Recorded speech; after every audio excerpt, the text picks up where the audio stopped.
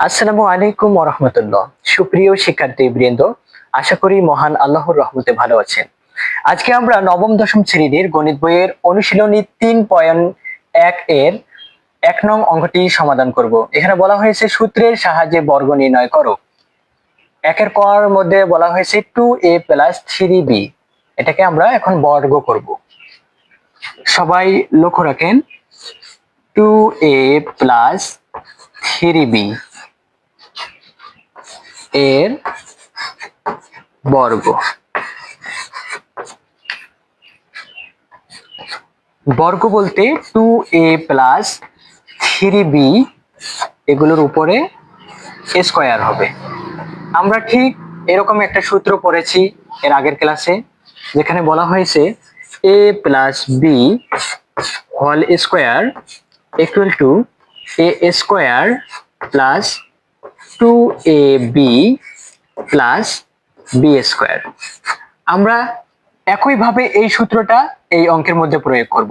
আমরা 2a K a ধরে নেব এবং 3b কে b ধরে নেব।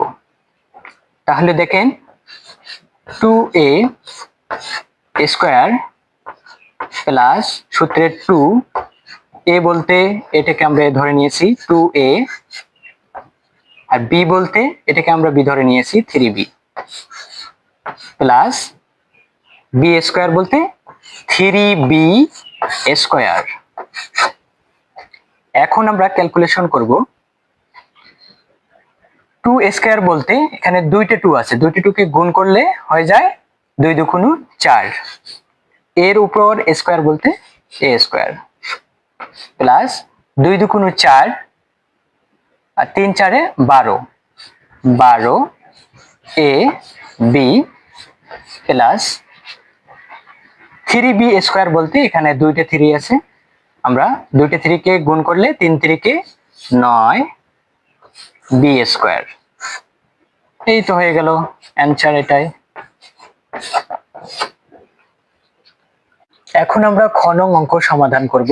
খ নং অঙ্কে বলা হয়েছে x square plus 2y square এর বর্গ নির্ণয় করো।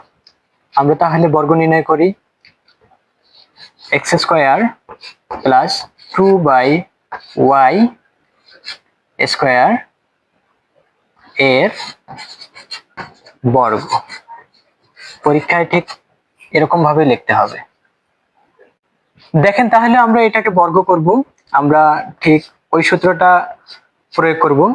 a + b whole square equal to a square plus 2ab plus b square.